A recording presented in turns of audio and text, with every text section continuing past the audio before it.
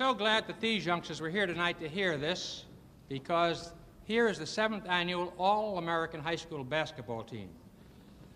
The second-time nominee, and second time on the team, 6'7", Edgar Lacey, Jefferson High School, Los Angeles. Would you indicate this wave to him? 6'5", Ronald Sepik, Uniontown, Pennsylvania High School. 6'2", Ian Morrison, St. Petersburg High School. 6'3", Robert Lewis, St. John's High School, Washington, D.C. 7 foot, quarter-inch Lou Alcindor, a 15-year-old sophomore at New York's Power Memorial Academy, who reminds everybody of Wilt Chamberlain. Here they are. Over there.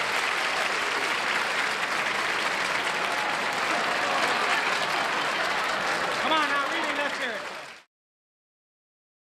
Good night.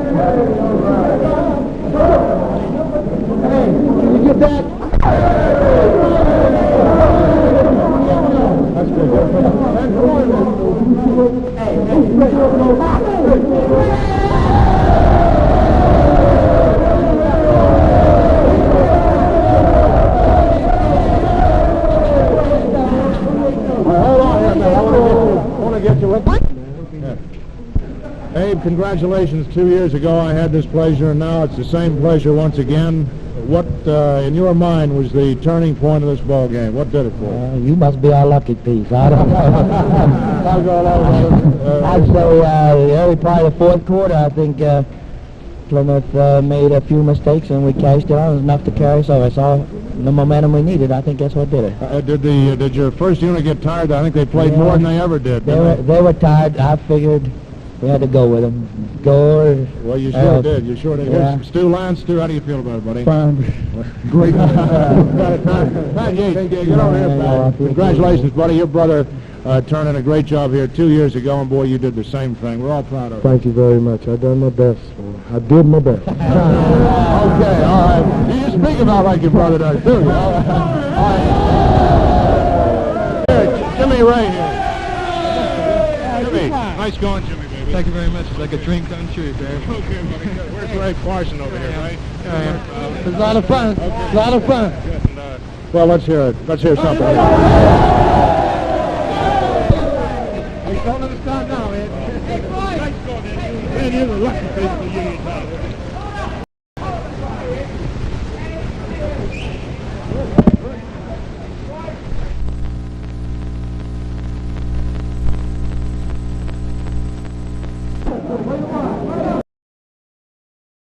Time after time, I've done my sentence, but committed no crime.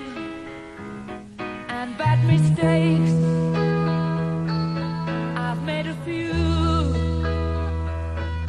I've had my shouts and kicks in my face, but I've come through. And I need to go on.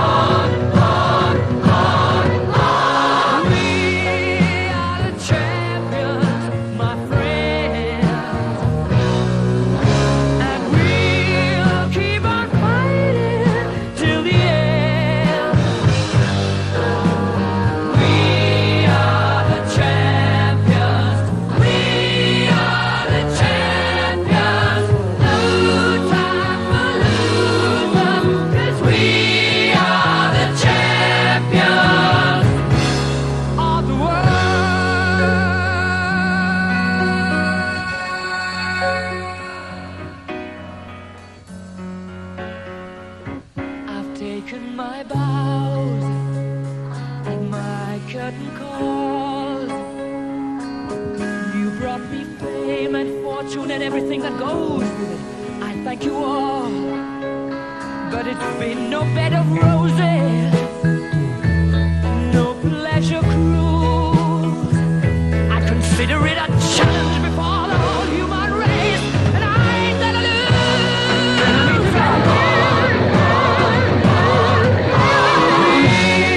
We are the champions, my friends, and we'll keep on fighting till the end. We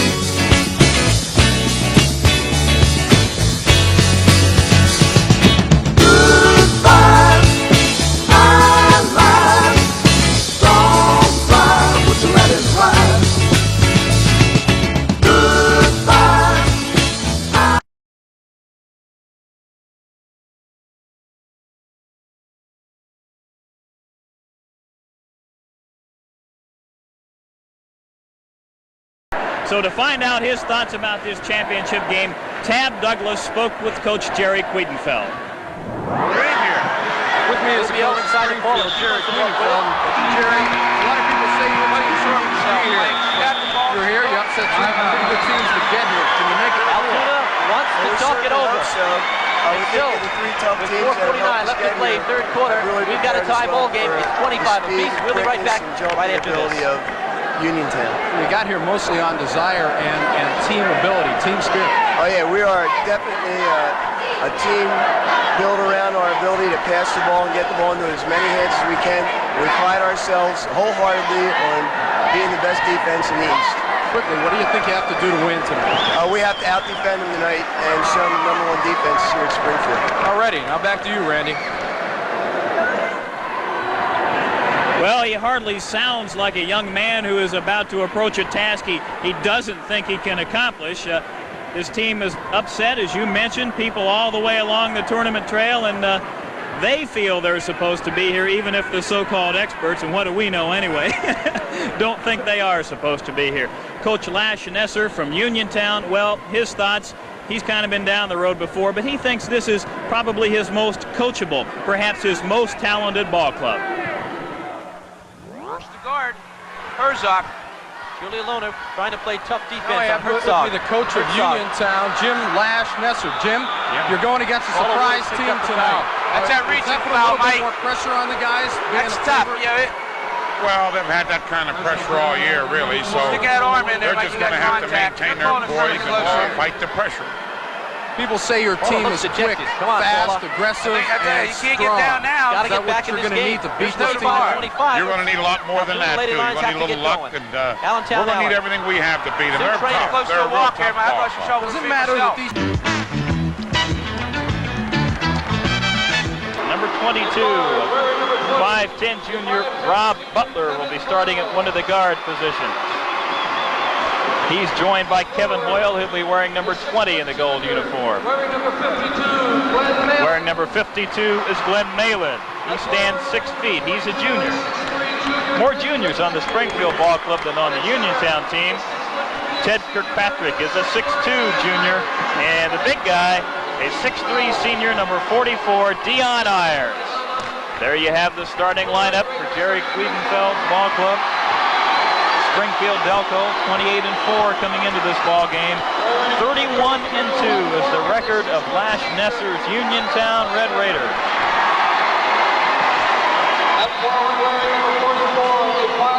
Earl Minor wearing number 32. We'll watch carefully to see how well he moves on that knee. There's the key man, the point guard, Greg Gabriel, here wearing number 44. Number 30, Brian Katz-McLee, a 6'1 senior. Eric Lee stands 5'10". He'll be at one of the forwards. Rounding out the lineup, Craig Harris. There you have the starting lineup for the Uniontown Red Raiders. Well, they've all worked hard since November to be where they are on this spring evening. All the winter months and long nights of work. Someone's going to walk away from here disappointed, and somebody's going to go away with all of it.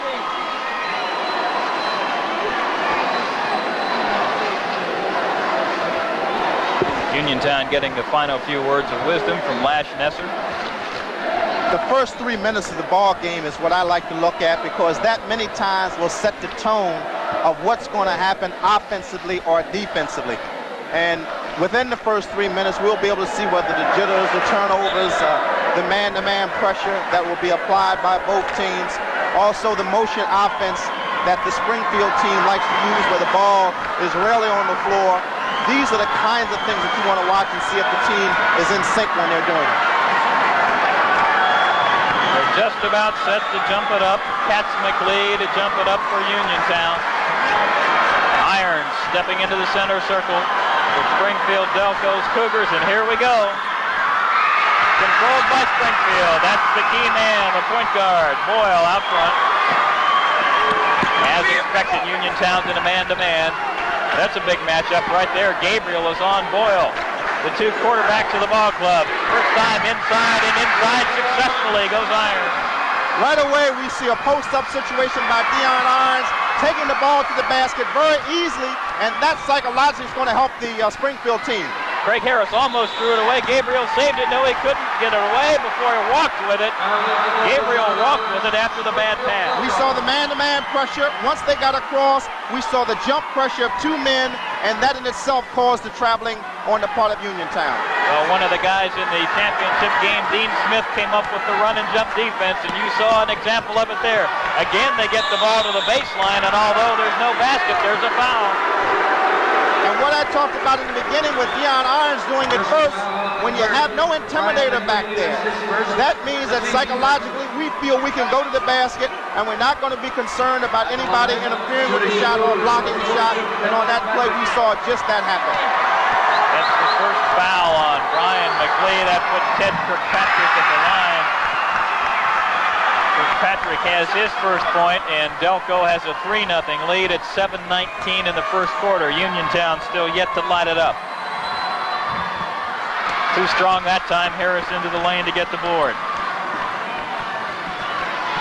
Here comes Gabriel. Notice how they try to jump and double team him out front. Well, they rotate up real nice and get back to their man very quickly, as we've seen right there. Miner showing you the jitters there. In fact, no rim on the shot by Uniontown. Miner couldn't control it, then the shot was put up and got nothing but backboard. So that might show you how tight Uniontown is, but they got a break. Foul called inside. Deion moves over very well, takes away the baseline. Miner in turn forces the shot up. Gabriel can't get it to go. Uniontown crashes the boards, but coming away with the loose ball is Irons.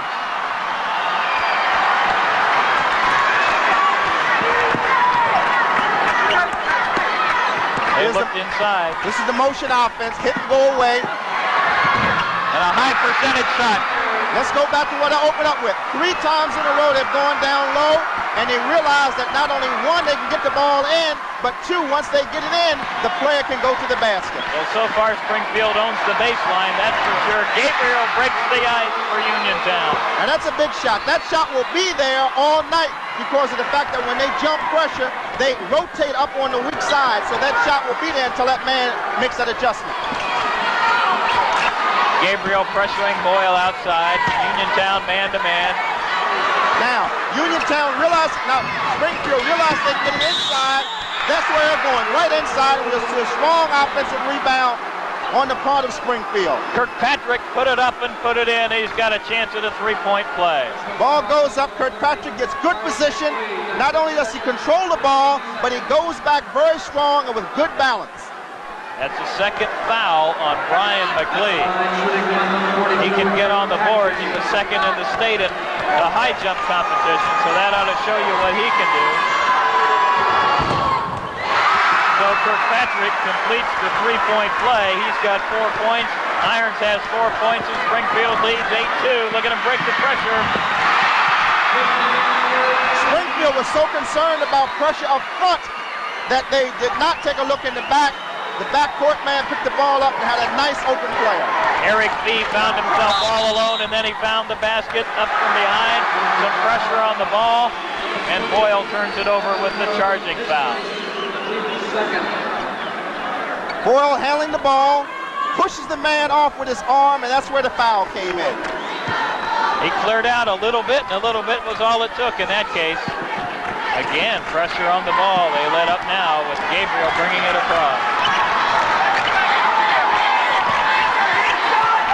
Craig Harris to the baseline with the shot. Air ball. Irons pulled it out. They look to run off the break. If it's not there, they pull it out, go to the half-court game. And they really are looking to get it down. Kirkpatrick, the left-handed shot. Kirkpatrick has 6. We talked about first 3 minutes. We see the Springfield team into their game plan, and the Uniontown team is struggling to try to find out how to resolve the defense that's being applied to them. Well, Gabriel's the man that probably will have to solve it. He's got the ball outside, now takes it inside. No luck for him. He's hard on the board. Springfield Delco will control the ball. Right now, Uniontown is not organized to the point that they want to do the things that they have laid out in the game plan. They're scrambling. They appear to be not dictating to the Springfield team, but letting the Springfield team dictate to them.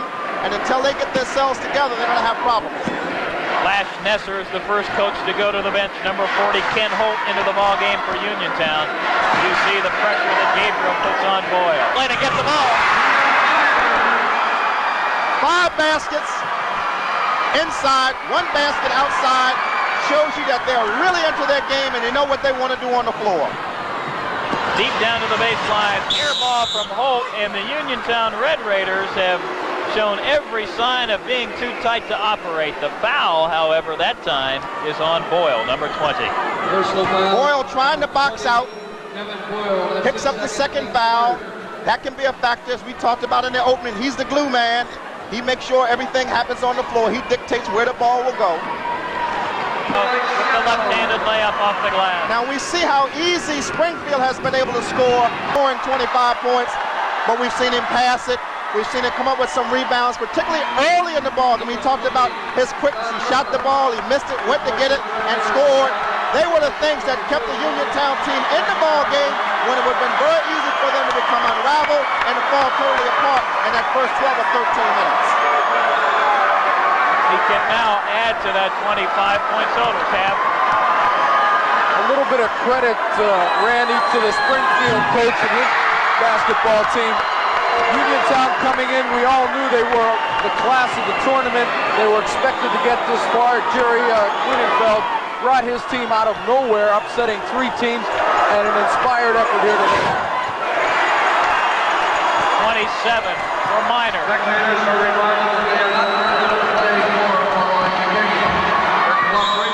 seconds. The clock will stop with 19 seconds left. That field goal is good.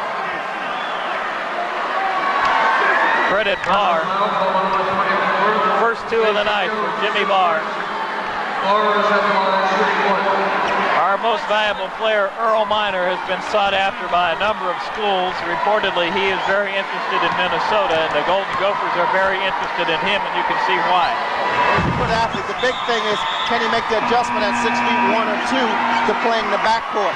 That's always a problem for high school youngsters who are many times when they are 6'2", 6'3", 6'4", are used out of a position that if they do go on to college, that adjustment is not as easy as it would appear to be.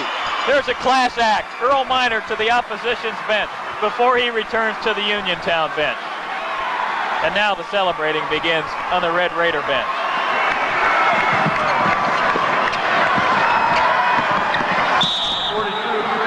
Foul in the backcourt before the ball came across the timeline.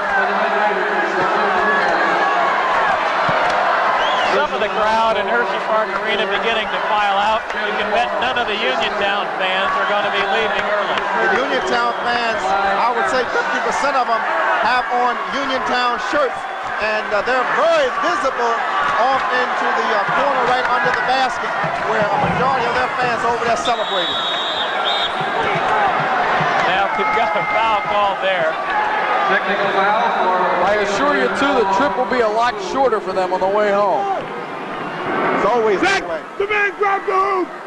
You tell me, put him in, huh? You think he's not still excited with 14 seconds That's left? the most emotion that he has shown in this ball game, trying to get his subs in the ball game, and he's disturbed because the guys who went in as subs were not mentally into the game. They ended up grabbing the rim for technical fouls, and that's why he's taking them out of the ball game right now. Many times when you sit on that bench and you don't get a chance to play, the coach wants you mentally ready when you do go in there, and I think that's a good example of what should happen. If you're not ready to play, hey, come and sit it back down on this bench and let the guys who are out there earlier, let them go back out there and play. And I applaud him for what he's doing. Stacey Jones grabbed the rim, so he was pulled out of the ball game. Wasn't in the game. He wasn't mentally in the game. 14 seconds left, and hey, the coach is still in control. That's why I said to me he's the most valuable player. I've been impressed with everything that he has done. Allshouse back up and in. 3 seconds, 2 seconds, the clock will run out. No, clock is stopped, the foul called in the backcourt. So, delaying the inevitable disappointment for Springfield. delaying the celebration for Uniontown. It is a 10-point margin, 71-61, and there he is again, Earl Miner at the line. We can't get out of here, Sonny, before I ask you who you think's going to win the NCAA. Don't even run that one by me. Right now, I'm neutral. I sucker punched you on that one. I didn't tell you. Super game. Don't feel bad, Sonny. I picked Virginia. Well, going in, I thought LSU would win it. But right now, with Indiana and North Carolina, it's going to be a class act. Earl Miner's got 29. The ball now becomes alive, and fittingly, the leader of the team had the ball at the last second. Greg Gabriel, James Flash Nesser, now has a PIAA AAA championship to his credit after a big win. Uniontown celebrating the victory along with Sonny Hill.